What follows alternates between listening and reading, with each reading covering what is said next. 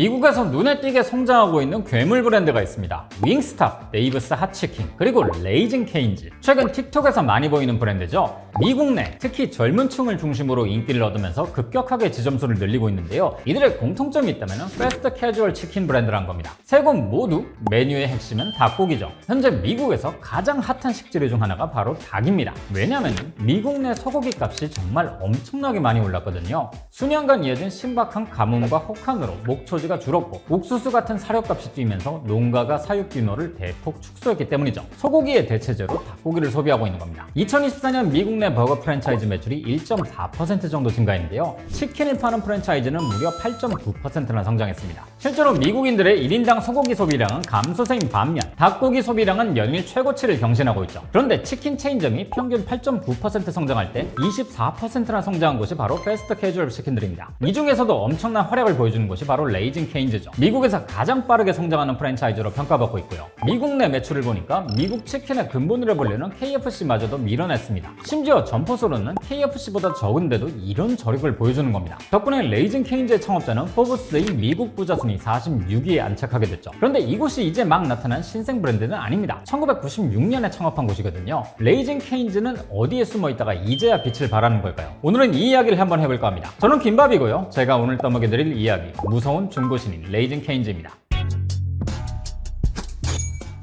레이징 케인즈에서 판매하는 메인 메뉴는 단 하나입니다. 치킨 핑거. 그 외에 4가지 메뉴가 더 있긴 한데 이것들은 다 사이드 메뉴죠. 디저트도 없고요. 치킨 핑거는 닭안심 부위로 만든 튀김인데요. 우리에게는 치킨 텐더로 알려진 그 음식입니다. 닭을 발라내다 보면 닭가슴살의 몸통 쪽에 손가락같이 길쭉한 부위가 있는데 여기가 바로 닭안심입니다. 생긴 모양 때문에 핑거라는 이름이 붙었죠. 닭가슴살보다는 부드러워서 인기가 많은데요. 사실 이 치킨 텐더는 미국 내에서도 뉴잉글랜드 지역에서 주로 먹었던 음식이었습니다. 그런데 버거킹 덕분에 미국 전역으로 퍼지게 됐죠. 맥도날드가 맥너겟을 출시하면서 미국의 닭을 다 끌어 쓴다는 이야기가 나왔을 때가 1981년입니다. 이때 버거킹은 정말 배가 아파 죽을 지경이었겠죠. 버거킹이 치킨 텐더를 출시했던 게 바로 이때였습니다. 당시까지만 하더라도 닭안심은 많이 쓰는 부위가 아니라서 저렴했거든요. 버거킹은 여기에 사활을 걸었던 건지 엄청난 물량의 광고를 풀었고 다행히 미국 전역의 버거킹에서 품절될 정도로 잘 팔렸습니다. 덕분에 미국 전역에서 치킨 텐더 열풍이 불었고 레이징 케인즈도 이 영향을 받아서 태어났죠.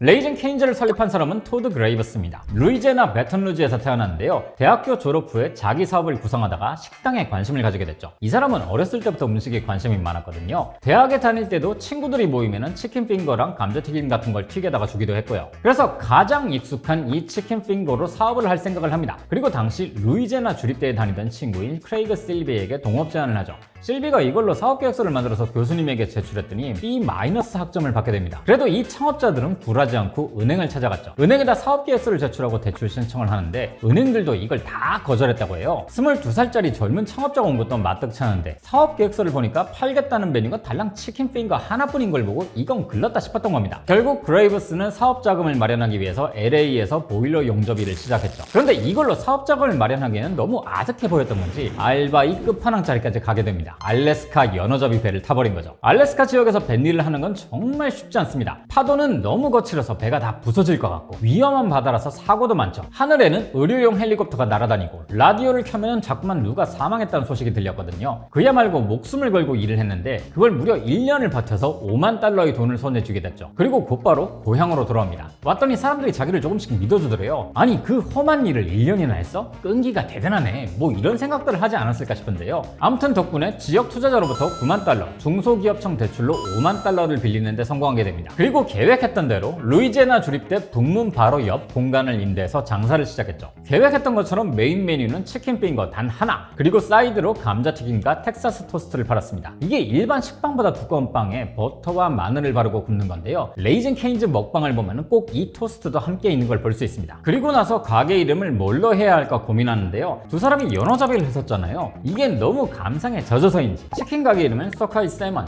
홍연어로 지으려고 합니다. 다행히도 다른 친구가 이걸 뜯어 말려줬죠. 그리고 레이징 케인즈란 이름을 붙입니다. 뭔 뜻인가 했는데 그냥 그레이브스가 키우던 반려견 이름이라 하더라고요. 이렇게 1996년 8월 레이징 케인즈가 세상에 나옵니다. 배를 타고 대출까지 하면서 준비했던 사업인데 첫 달 수익은 $30였다고 해요. 그런데 6개월 정도 지나니까 2호점 출점을 생각할 만큼 사람들이 많아졌죠. 그리고 두 번째 매장을 루이지애나 주립대 남쪽에 있는 몰 근처에다가 내게 됩니다. 이번엔 드라이브스루에 정도였죠. 이 매장이 생기기 전까지는 그냥 대학생들이 찾는 식당 정도였는데요. 드라이브스루는 일반 직장인, 아이를 키우는 부모들이 대부분이다 보니까 이때 그레이브스는 깨닫게 됩니다. 치킨핑거가 대학생들한테만 먹히는 아이템이 아니구나. 그레이브스는 이때부터 점포 확장을 좀 본격적으로 해야겠다고 생각했죠. 잘만 하면은 대학가 근처 식당에서 그치는 게 아니라 전국적인 레스토랑이 될 수 있겠다는 촉이 온 겁니다. 이 원대한 계획을 동업자인 실비에게 이야기를 했는데요. 실비는 거절합니다. 당시 미국은 IT 붐이 불던 때였고 실비는 자기 전공을 살려서 일하고 싶었거든요. 사실 식당 일이라는 게 오래 일을 해야 하니까 이게 실비한테 좀 힘들기도 했고요. 결국 그레이브스는 1999년 실비의 지분을 인수하고 빚까지 지면서 신규 매장을 줄지어 오픈합니다. 매장을 28개까지 늘렸었는데 중간에 한번 크게 망할 뻔한 적도 있었다고 해요. 2005년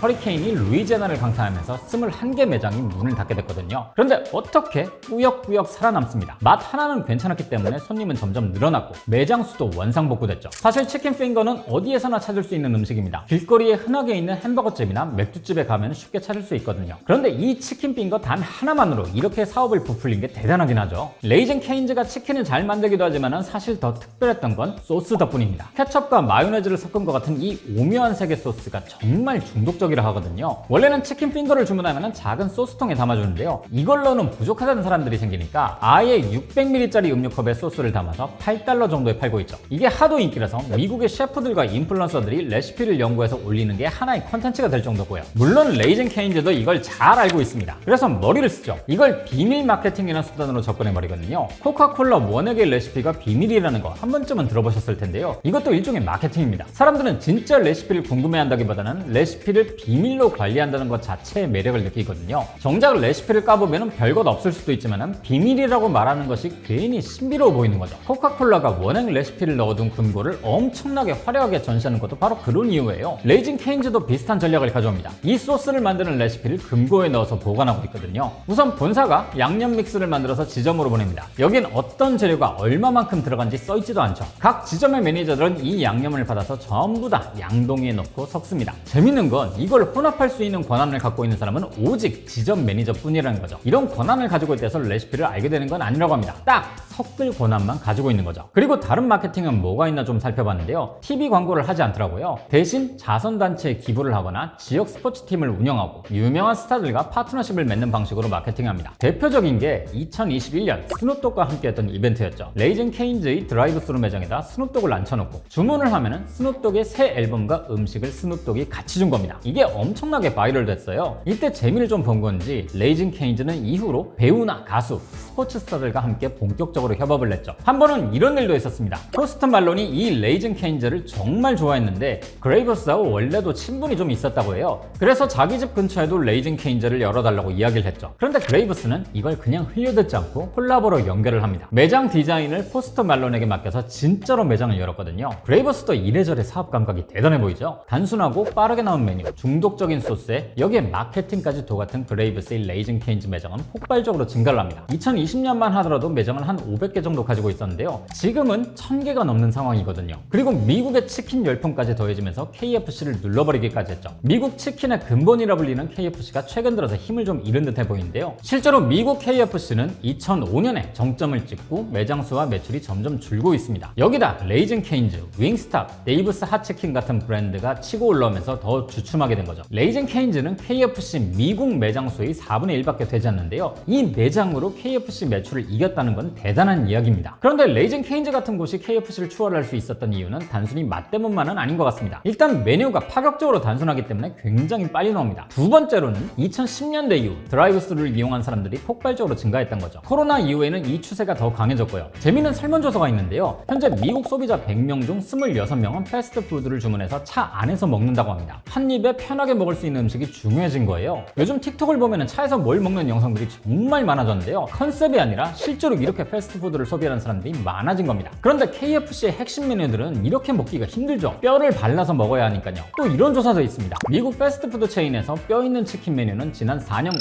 72%나 줄었는데요. 뼈가 없는 윙이나 텐더는 29%나 증가했다고 합니다. 이런 이유 때문에 KFC도 치킨 텐더와 너겟의 종류를 더 늘리기로 했죠. 이런 걸 보면 레이즌 케인즈의 인기가 충분히 납득 가능해지는 것 같습니다. 레이즌 케인즈는 미국에서 빠르게 점포를 늘려가고 있는데요. 대부분 직영점으로 운영하고 있습니다. 가맹점을 운영하기 시작하면 퀄리티 컨트롤이 어렵기 때문에 브랜드 가치에 영향을 줄 수 있거든요. 최근 F&B 시장을 보면 이런 식의 움직임이 더 강해지는 것 같습니다. 이 영상만 보더라도 저도 한번 먹어보고 싶다라는 생각이 드는데요. 한국 진출은 사실상 쉽지 않을 것 같습니다. 일단 레이즌 케인즈는 드라이브 스루에 최적화된 메뉴인데요. 우리나라에서 드라이브 스루 문화가 보편적으로 자리 잡았다고 보기에는 좀 힘들거든요. 그럼 매장에서 먹으면 되지 않나? 이것도 좀 미지수입니다. 외식으로 치킨 핑거를 먹으러 가는 사람들은 거의 없을 거거든요. 그리고 우리나라는 이미 치킨 분야에서 극한의 경쟁이 벌어지고 있는 곳이기도 하고요. 지난 10월 말 젠슨 왕이 이런 이야기를 했었죠. 자기가 먹어본 최고의 치킨은 한국에 있다고요. 미국에서 뜨는 브랜드로 온갖 주목을 받긴 하지만은 아무래도 한국에서는 쉽지 않아 보이는데요. 대신 미국에서 이 레이즌 케인저를 먹어보신 분이 계시다면 꼭 댓글로 달아주시면 좋을 것 같네요. 그럼 저는 다음 주에 다시 뵙겠습니다.